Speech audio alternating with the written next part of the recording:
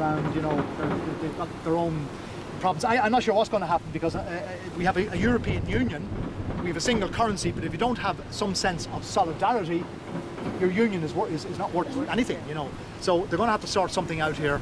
But you've got the same problem in the United States, variation of, you know.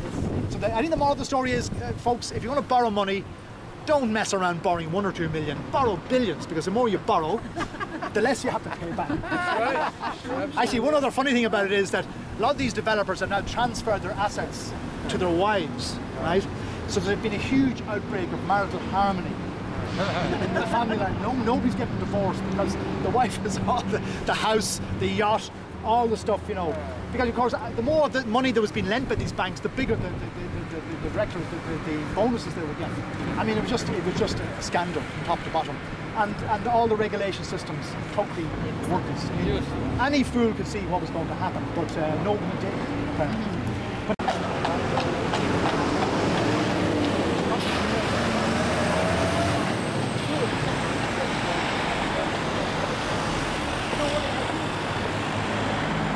If you haven't already booked online or whatever, so it's but I also it's, by the way, it's €12, 10 for students and seniors, and 10 for anyone with the Rick Steves guidebook.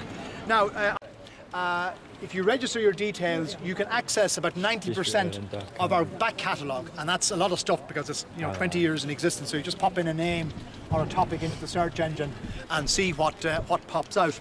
Now it sells in the shops for €6.70, but you can get a copy directly from me for only €5. That's a special price today only. So I've got the two most recent issues, so you can take a browse to that while we're waiting.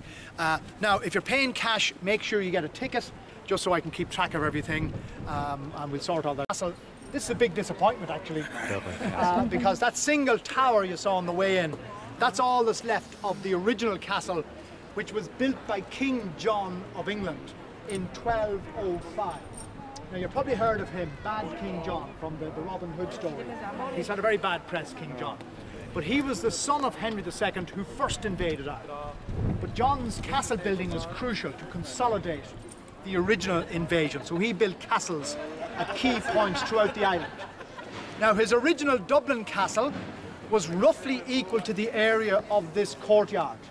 So if you imagine a tower at each corner and walls in between, a simple square structure, that's what the old castle looked like. And it was located at the southeast corner of the walled city. So the walls of the city extended out from the castle, the southern wall that way, facing the mountains to the south, the eastern wall that way as far as the river. The wall followed the river along and back around. So this was the medieval city here behind me. Trinity College, where we started, was a university near Dublin originally. Now, King John's castle was described by a contemporary as probably the worst built castle in Christendom. So they lost no opportunity to knock down bits of it and rebuild. So they went through this continuous process of demolition, reconstruction, demolition, reconstruction, until in the end there was hardly any of the original castle left except for that single tower. So it looked like this from about the end of the 17th century onwards, the 1600s. So by then, the castle was purely a centre of administration. It wasn't really a castle at all, which it still is today, incidentally. Now, it is open to the public, so if you want to come back in the afternoon, you can take a tour from just inside the doorway. But I stress there's very little medieval stuff. It's mainly 17th century banqueting chambers and so on. Now, if you were standing beyond those archways where we just walked in, back in the time of King John, you'd probably drown, because you'd be standing in the middle of a river called the River Poddle. And the River Poddle flowed around the corner of the castle and into the River Liffey and out to the sea. Nowadays it flows underground.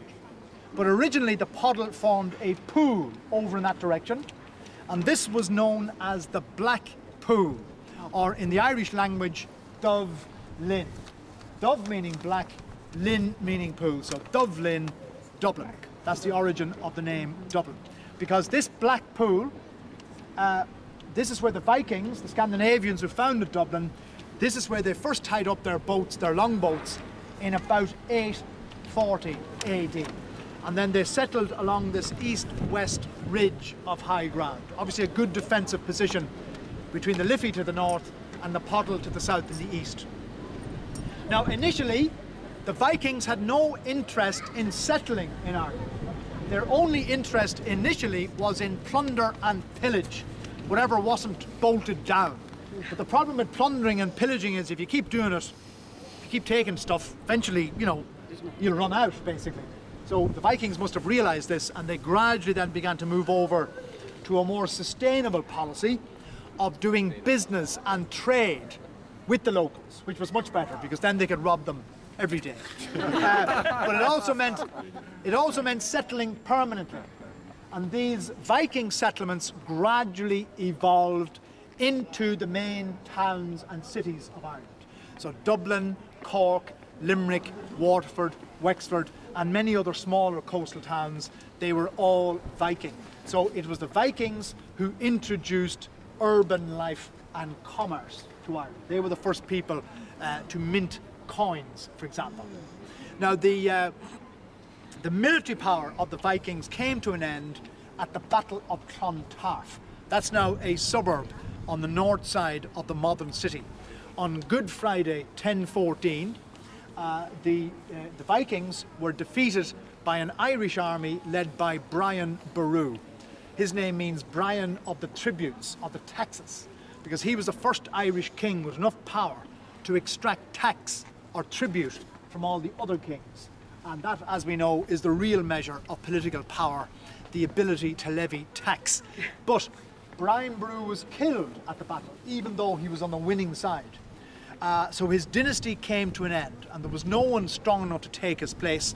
So in the long run, Ireland never developed a consolidated national monarchy. There was one in theory, known as the Ord Rí, the High King. But in practice, it was more like the current heavyweight boxing title.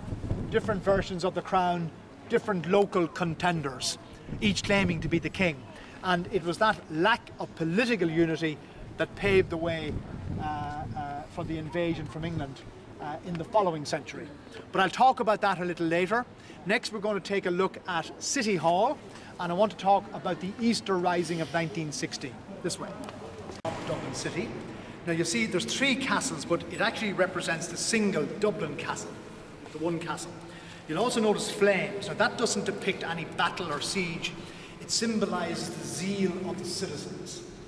Now the figure with the sword represents the law, not to be confused with justice, with the scales. And the difference, according to my lawyer, is he says there's more money to be made from the law than there is from justice. The motto in Latin at the bottom roughly translates as "Happy the city whose citizens obey." So we're a very happy, obedient city here, obviously. Now, the large statue overlooking us is Daniel O'Connell, as in O'Connell Street, the city's main street. Now and you'll see the big monument to him just near the river.